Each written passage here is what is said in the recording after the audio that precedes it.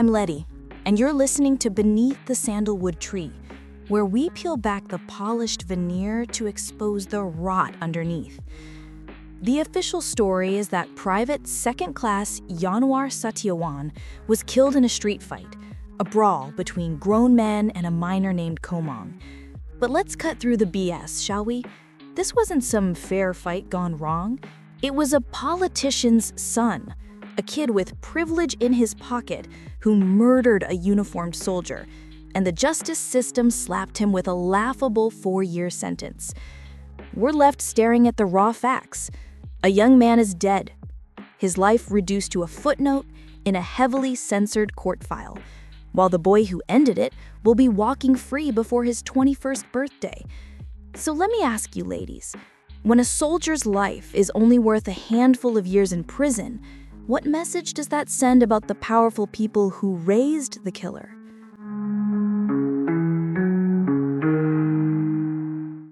We need to stop seeing Private Second-Class Yanuar Setiawan as just a casualty of a street fight and start seeing him as a son from Rayo Village. The quiet kid who didn't cause trouble, whose only obsession since he was a boy was to put on a uniform and serve his country. A man who worked and bled to earn a respected place in the military, while Komang, the politician's spoiled brat, had his own future handed to him on a silver platter. Yanuar, born in '97, was barely an adult. A man with a future and a family's hope pinned to his military salary, when a minor with a powerful daddy decided he was an expendable obstacle on a Bali street. A life snuffed out because his killer was banking on the legal system being just as corruptible as everything else money touches. And 4 years is all it took for justice to prove him right.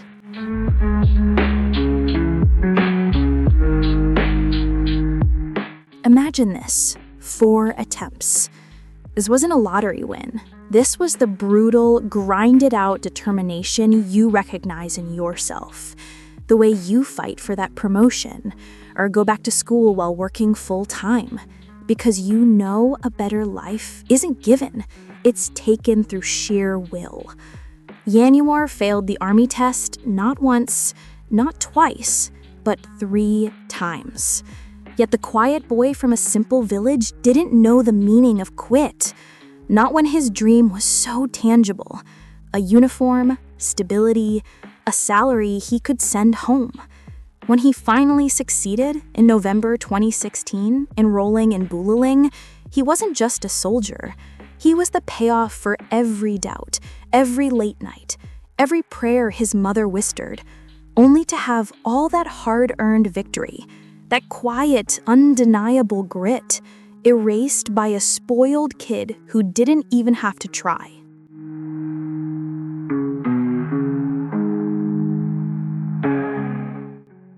This is where the story turns truly cold, because Yanuar wasn't a reckless civilian looking for trouble.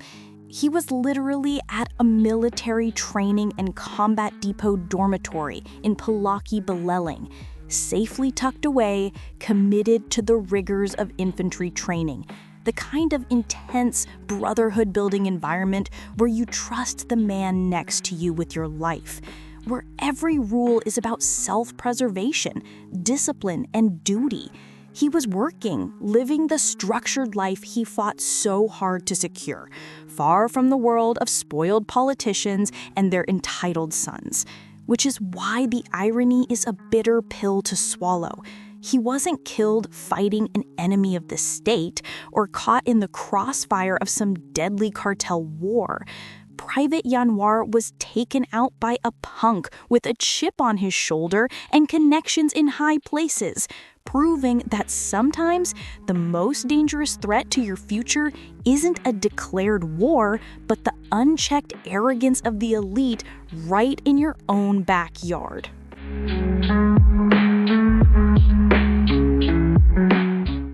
Here is the final twist of the knife, the detail that makes you want to scream. The disciplined soldier, who who had never once broken rank or left his post during the whole grueling training, a level of obedience we all crave from those we love, finally applied for a single authorized leave permit on July 8, 2017, with a simple human plan to visit a friend in South Kuta. This wasn't a reckless night of debauchery. It was a scheduled, approved moment of normalcy, a brief exhale before diving back into his duty. And it's this small, innocent sliver of freedom, this perfectly reasonable desire to catch up with a friend, that delivered Private Yanuar right into the path of a fatal injustice. Doesn't that just hit you in the gut, knowing that after all the sacrifice, all the hard-won discipline, it was his one authorized step outside the walls that sealed his fate, an event that was always going to happen because the entitled few are always waiting to destroy the honest effort of the many.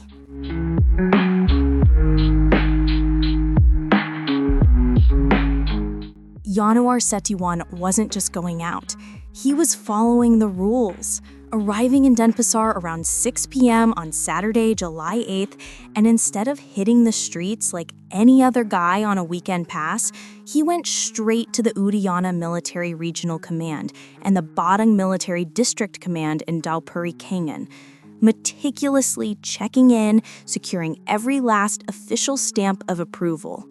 Can you imagine the sheer, almost heartbreaking obedience of that act? While the son of a politician was probably out leveraging his family name, Yanuar was making sure he was doing everything right, ensuring his little slice of freedom was completely clean and by the book. A man who valued order and procedure over cutting corners, which is why it burns so fiercely. He did everything the hard way, the honorable way, only to learn that in a world run by the powerful, your honor is just another weakness to be exploited.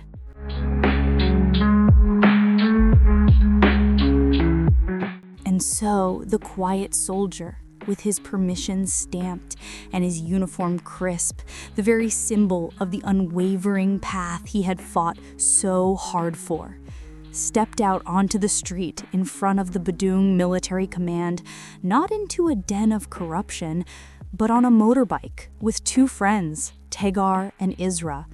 This was just a simple pilgrimage to Nusa Dua, a quick visit to another friend, Stephen, who was working at the Bali Convention Center, a perfectly ordinary Saturday night plan of young men who were all working, all trying to make something of themselves. But look at him, still in his uniform. He hadn't even taken it off, as if keeping the honor of the armed forces wrapped around him was some kind of invisible shield, a protection against the chaos of the world. His rigid adherence to right, making him a visible contrast to the soft privilege of the boy who would end his life. A stark reminder that some people play by the rules, and some people, the ones with the right last name, just change them.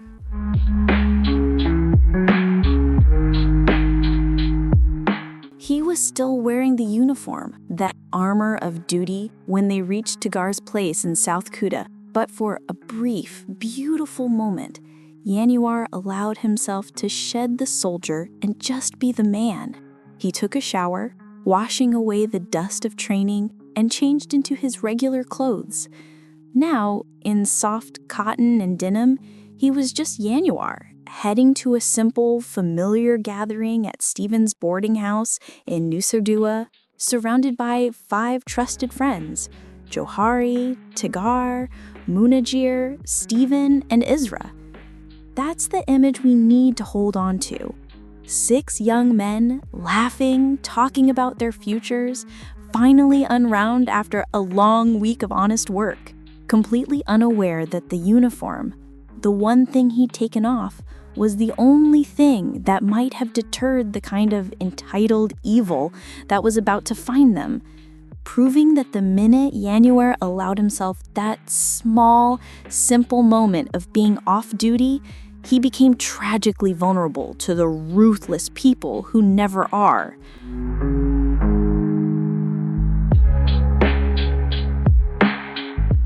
They spent the night doing what every single 20-year-old on authorized leave does, riding through the neon haze of Seminyak, Legion, and Kuta, windows down, laughing, breathing in that humid Bali air that tastes like freedom. You know the feeling, the one where the rest of the world and its responsibilities can wait until morning. But then the clock rolled over to 4:40 a.m. on Sunday. The 6 friends, Yanuar, Johari, Tagar, Munajer, Stephen, and Isra, were on 4 motorbikes, heading back to Johari's boarding house, exhausted but safe, almost through the danger zone. They weren't looking for a fight. They were looking for a bed, a slice of normalcy before the clock struck duty again. It's that final, vulnerable stretch of road, that moment when you drop your guard because you think you're home free. That's precisely when the darkness finds you, proving that for men like Yanuar, who only wanted to do right, the privileged monsters of the night were just waiting for them to get tired.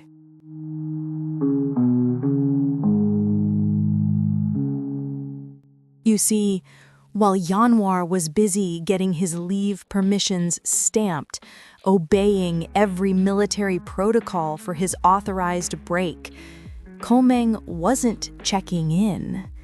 He was checking out of reality, out of responsibility. At 11 p.m. on that same Saturday, July 8th, 2017, the real story began to unfold at the Midnight Bar in Kuta, where Komeng and his crew, the aptly named Remong Boys, 7 of them, including Imin, Revo, and Jojo, were gathering not for a moment of camaraderie, but for a night of fueled entitlement. They were already drinking, a gang of restless, untouchable kids with nothing to prove and no consequences to fear. Their whole existence a direct, deliberate insult to the quiet discipline of a soldier like Yanuar. The truth is, the moment that pack of wolves started drinking, Yanuar's fate was sealed. Because when their type is reckless, it's always our type who pays the price.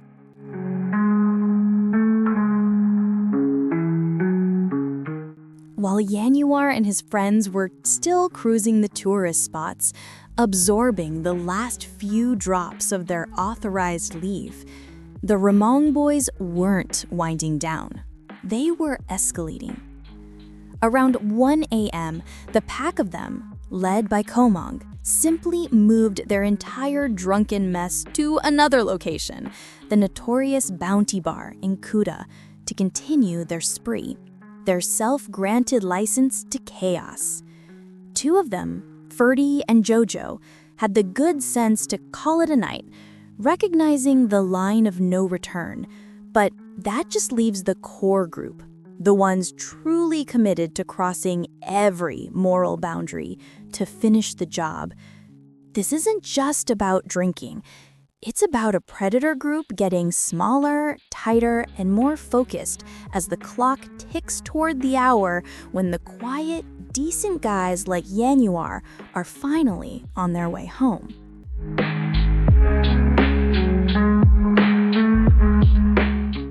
By 4 a.m., the last shreds of common sense were gone, and the Predator Pack was officially mobile, a reduced, toxic crew of the Remong Boys, leaving Bounty Bar and heading in the exact opposite direction of a sane morning.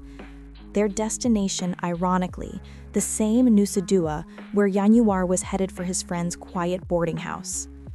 Now the details are key. Komeng, the politician's son, was riding pillion with Imen, Revo with Ferdy, and Jojo with Edith. A small, aggressive caravan of drunken, entitled men on several bikes, ready to treat the public road like their private, chaotic playground.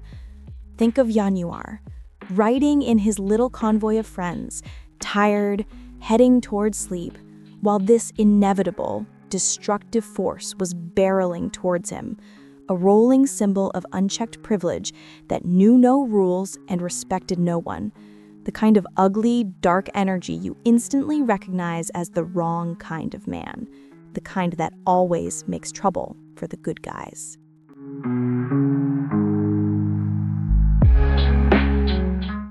Just like always, when things get dangerous, the group of entitled thugs begins to fracture.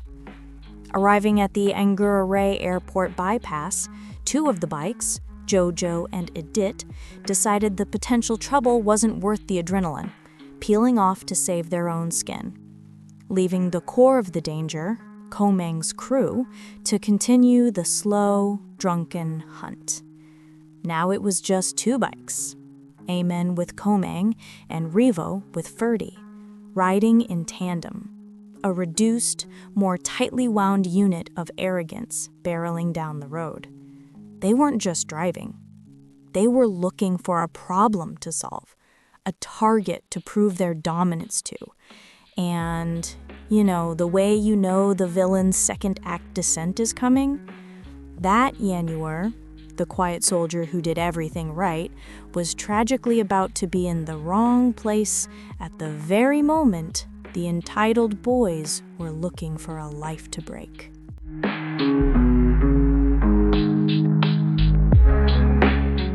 A hat, an utterly trivial, disposable piece of fabric, was the final, devastating hinge on which this whole tragedy swung. There they were, the two remaining motorbikes on Bypass Road near Ceylon Beach, when Ayman's hat slipped off. And that's all it took for fate to intervene. Ayman, with Komang still clinging to his back, deliberately turned the bike against the flow of traffic, a blatant violation of every common-sense rule, all for a minor possession.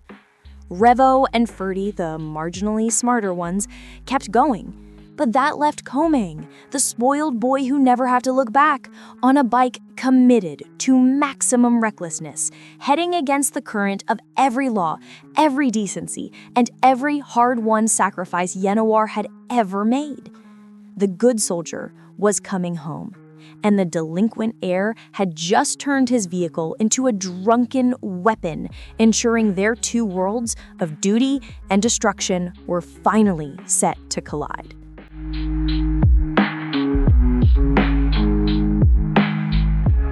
In the cruelest act of cosmic irony, the hat Komang was so desperate to retrieve became the tripwire. Turning against traffic, Iman's bike cut off another group, a small cluster of motorbikes carrying Steven, Munajir, and Tegar, the very friends Yanuar was with, those decent boys heading home. Yanuar, the man who did everything right, wasn't even in the immediate collision, held back by a flat tire, a technical delay that somehow still couldn't save him, while his other two friends were further stalled with a broken bike.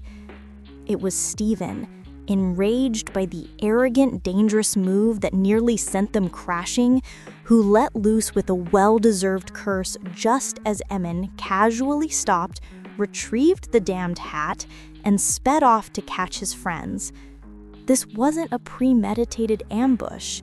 It was a perfect storm of Yanuar's bad luck and Komang's complete lack of respect for anyone else on the road, setting the stage for the final deadly confrontation. Because Steven cursed, and to a boy who believed he owned the night, that one word was an unforgivable act of defiance against his elite authority.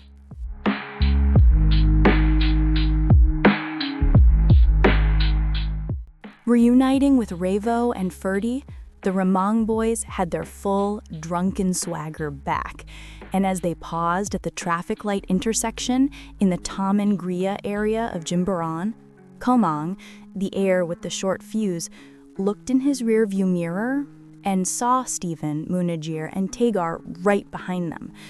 This was the moment the night solidified into a hunt. Eamon, still simmering over the insult, immediately tattled, whispering to Revo that Stephen had cursed him, a word, a fleeting moment of justified anger, now treated like a declaration of war.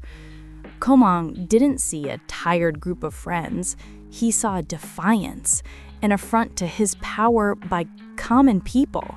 And Yanuar, stalled on his broken-down bike and rushing to catch up, was racing toward an ambush set by a boy. The fight wasn't just coming, it was officially sanctioned by the Prince of Privilege.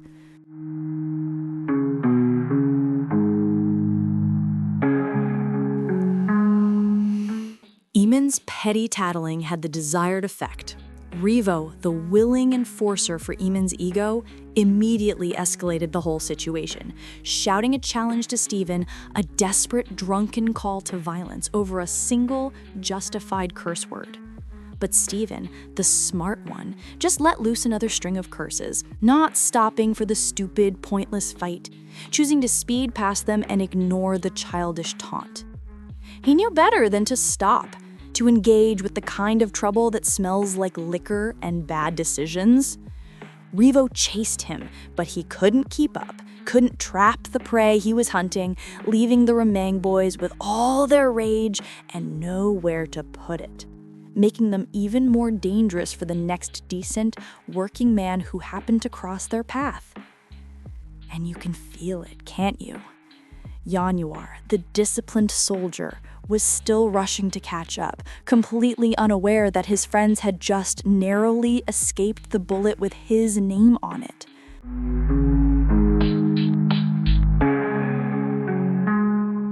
Rejected and raging, Revo turned back from his failed pursuit, that boiling arrogance needing an immediate target. And there he was, Yanuar Setiawan, riding slowly, exposed. The victim's flat tire, a physical manifestation of his vulnerability.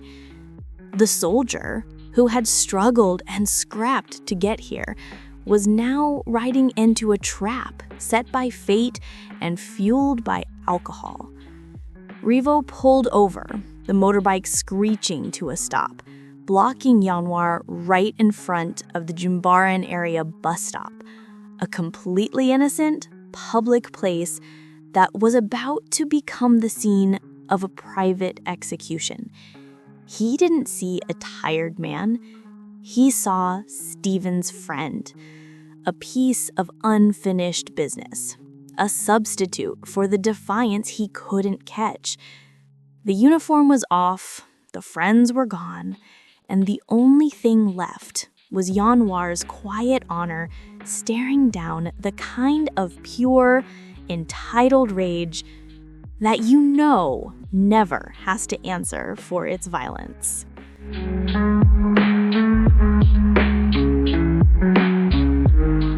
And just like that, the pack was complete. Eamon and Komang, who had ridden ahead, only needed a single glance, the sight of Revo's bike blocking the tired soldier on the side of the road, to know the hunt was on, immediately turning their bike around and barreling back toward the confrontation. This wasn't a rescue, it was a gathering of forces, the toxic core of the Remang boys surrounding Yanuar, who was now alone, disadvantaged by a flat tire, and surrounded by the kind of drunken mob that gets off on watching the decent man bleed. The real power of the privileged isn't just what they get away with.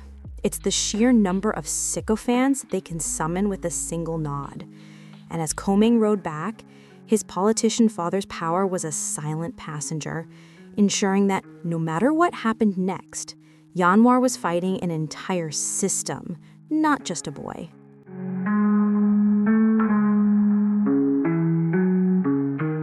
Now we zoom in on the quiet, inevitable ugliness, Revo, the pit bull, stepped off his bike, leaving Ferdy as his lookout, and stalked toward Yanuar. The man, immobilized by his flat tire and his innate, decent reluctance to start a fight. Yanuar, still astride his motorbike, didn't dismount, didn't match Revo's aggressive move.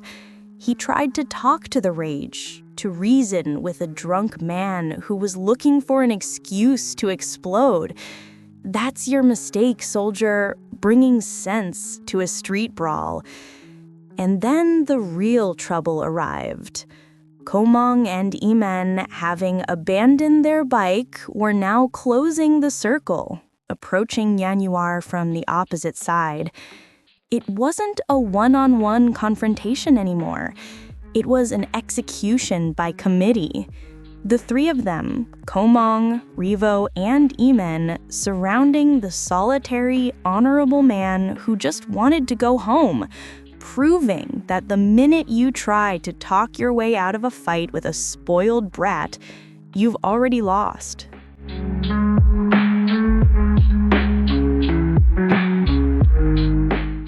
And there it was, the inevitable explosion. Yanuar, the man who fought 4 times just to start his life, finally reacted. A soldier's instinct kicking in as he lashed out, hitting Revo in the head. A desperate single punch against the mounting odds. But in the world of the entitled, a punch is met with a flurry of brutal overkill. Revo retaliated instantly with a kick and a punch to Yanuar's face. Then Imen piled on, delivering a sickening kick to the stomach and another blow to the face. Yanuar was already outnumbered and fighting for his life when Komong, the prince of this twisted drama, calmly pulled out a karambit knife from his pocket, not to threaten, but to use. The action wasn't a panicked stab, but a deliberate shove, his knife-wielding hand slamming into Yanuar, the razor edge slicing the soft flesh of the victim's right ear. In that instant, Komong wasn't just joining the brawl. He was marking Yanuar, drawing first blood with a weapon carried for exactly this purpose, proving to everyone listening that his form of fighting has always been and will always be nothing but a ruthless coward's betrayal.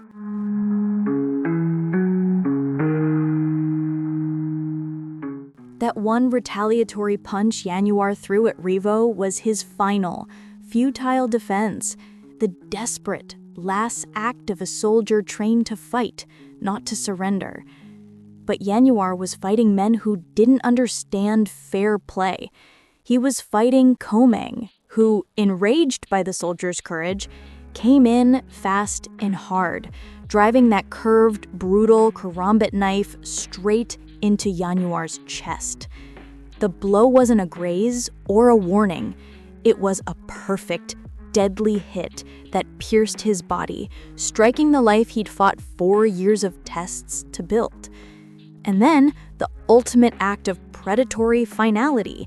Komeng didn't leave the blade, he pulled it back out. A swift, sickening move that released a torrent of blood and sent the uniformed soldier crashing to the unforgiving concrete.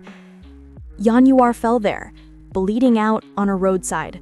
Not from a battlefield wound, but from a cheap, vicious stab by a privileged coward who knows the powerful never pay the full price for their violence.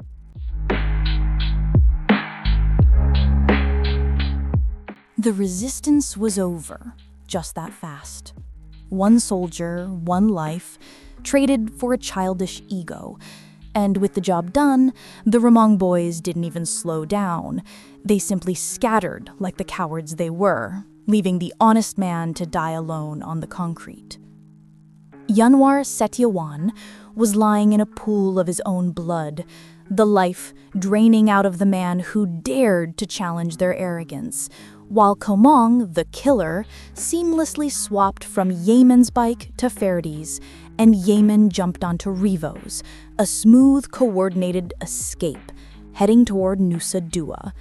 They were gone in the same rush of privilege that had brought them there, proving that for the sons of power, murder is nothing more than a minor inconvenience to be dealt with, while Yanuar's life, that hard-won, disciplined existence, was treated like trash to be left on the side of the road. While the killers were making their clean, quick getaway, the universe finally offered a small, terrifying chance for justice. The rest of Yanuar's convoy, Isra, Johari, and Tegar, finally rolled up to the scene of the crime, delayed by their own broken-down bike, only to find their soldier, the good man who did everything right, lying face down on the pavement, his hard-earned future drowning in his own blood. In a moment of pure, desperate adrenaline, Johari and Tegar managed to cut off the escaping killers, Revo and Eamon, forcing them to stop and demanding to know what they'd done to their friend. This wasn't a police interrogation. It was a desperate final attempt by ordinary men to hold the entitled accountable, to look the monster in the eye before he vanished. But even cornered, the Remming boys had the ultimate weapon, the privilege of denial, a truth that will always leave the broken men and their grieving families wondering if anyone, anywhere, will ever truly make the ruthless pay.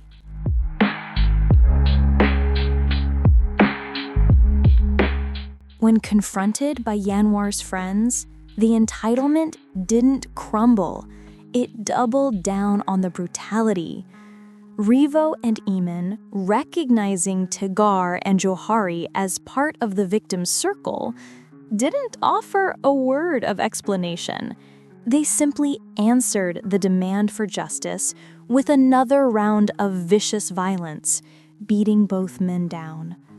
Tegar, the quick-thinking survivor, knew when to run, finding a hiding spot and escaping serious harm. But Johari wasn't so lucky. He was left severely injured, humiliated in the most disgusting way when Eamon urinated on him, a final, sickening act of absolute contempt for a man who dared to ask questions. Having thoroughly satisfied their thirst for dominance, having proven they could leave one man dying and another shamed, Revo and Eamon calmly sped off to rejoin Komang and Ferdi. This wasn't a fight. It was a ritual of degradation, demonstrating that the only right the powerful recognize is the right to destroy the body and break the spirit of anyone who gets in their way.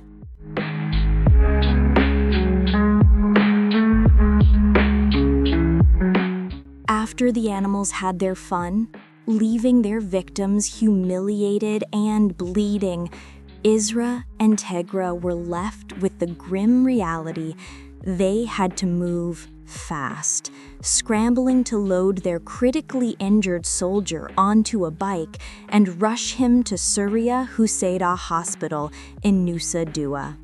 You can picture that frantic, desperate ride, the panic and the blood, the agonizing hope that this wouldn't be the end, that the man who fought so hard for his life wouldn't lose it to an act of childish rage. But life, for the decent ones, rarely offers a fairy tale ending. Yanuar was pronounced dead in the emergency unit, his body broken, and the life he'd fought for stripped away by a single, casual knife thrust. The post-mortem from Songla General Hospital confirmed it, a cold, clinical document that detailed the injuries that stopped a man's heart. He didn't die in battle. He died because he crossed paths with a politician's son. And that is a wound that can never be healed.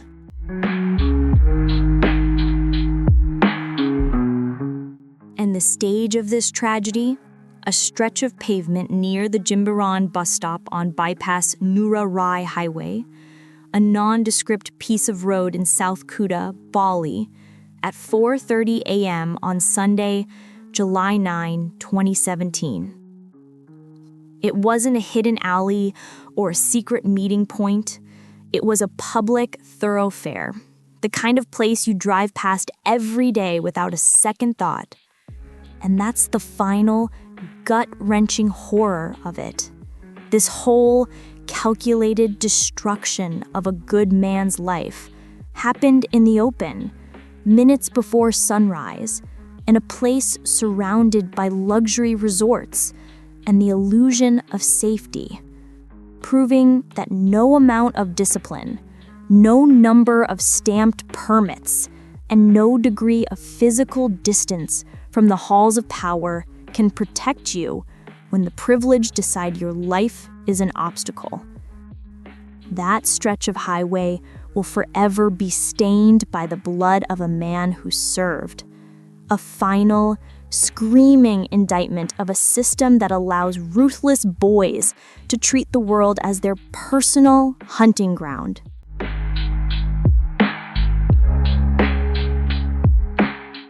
Here's where the cavalry finally arrives. Hours after the cold-blooded murder, officers from the South Kuta police sector responded to Isra's frantic report, swarming the scene and managed to arrest several of the perpetrators almost immediately. For a moment, you feel that flicker of justice, that perhaps the system wasn't entirely rotten, but then the truth comes out, filtered through the Denpasar City Police. Of the entire toxic crew, only 4 people were named suspects, with the politician's son, Komang, officially fingered as the main suspect in the stabbing. They caught the monsters, yes, but the question hanging in the air is heavy and cold. Were those arrests the beginning of justice? Or just a calculated sacrifice of the smaller fish to protect the bigger fish? Because a simple arrest doesn't mean a conviction, and the moneyed hands pulling the strings are always stronger than any police badge.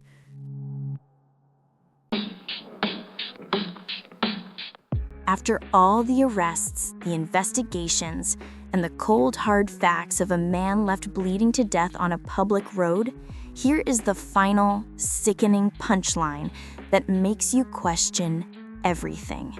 The prosecutor demanded sentences where the main perpetrator, the one who actually plunged the karambit knife into Yanuar's chest, Komang, the politician's son, was charged just 5 years and 6 months in prison. Eamon, the savage who urinated on a man, got 5 years for his part in the assault on both Yanuar and Johari. And Revo, the one who initiated the entire deadly confrontation, charged the same 5 years and 6 months. Do you see the math here? A disciplined soldier who worked for years to serve his country is dead, erased from the world by a wealthy miner, and his life is valued at roughly 5 years? A number that sends a chilling, undeniable message to everyone who has ever worked their butt off to get ahead. The ruthless people don't just get away with murder, they get a light sentence and the unspoken promise of a second chance, while men like Private Second Class Yanuar Setiawan never get a second of their life back.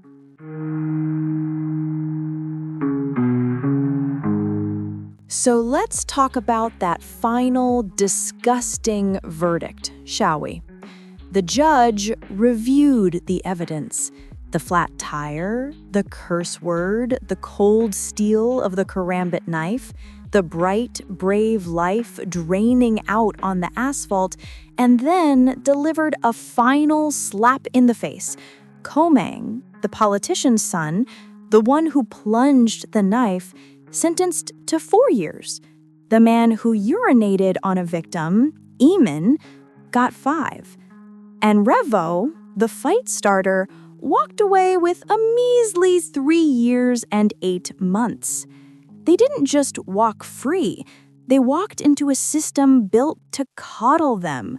Komang and Eamon are serving their time in a children's prison, a spa treatment compared to where the grown men go, while Revo serves his time in Karabokan. Yanuar Setiawan fought 4 times to get into the military and earned a life of service.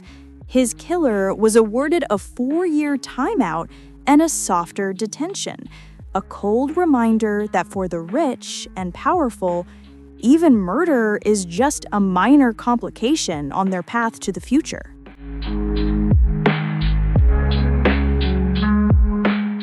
So we come to the final razor-sharp edge of this brutal story. Private Second Class Yanuar Setiawan died on July 9th, a mere 8 days before his official inauguration as a full-fledged Army soldier, scheduled for July 17th, 2017. He was a week away from the ceremony, the handshake, the final, undeniable proof that the quiet boy from Rayo Village had finally achieved the dream he fought 4 agonizing rounds for. He missed his graduation, his moment of triumph, the only thing that would have validated every sacrifice he and his family had ever made, all because a politician's son felt he deserved the road more than a dedicated soldier deserved his life. 4 years in a children's prison for the killer? And for Yanuar, he was robbed of the only thing a man can't get back, his future. A betrayal so complete it proves that in some parts of the world, having the wrong last name is a death sentence. In the right last name is a get-out-of-jail-free card.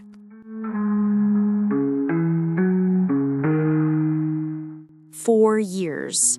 That is the final, pathetic price tag slapped on the life of Private Second Class Yanuar Setiawan, a hard-working man erased by a minor who should have been held accountable to the full, devastating extent of the law, not tucked away in a children's prison. This isn't just a sad story, it's a stark warning, etched in blood on a Bali highway. Your honesty, your discipline, and your hard-earned uniform mean absolutely nothing when they clash with the unchecked power of the elite.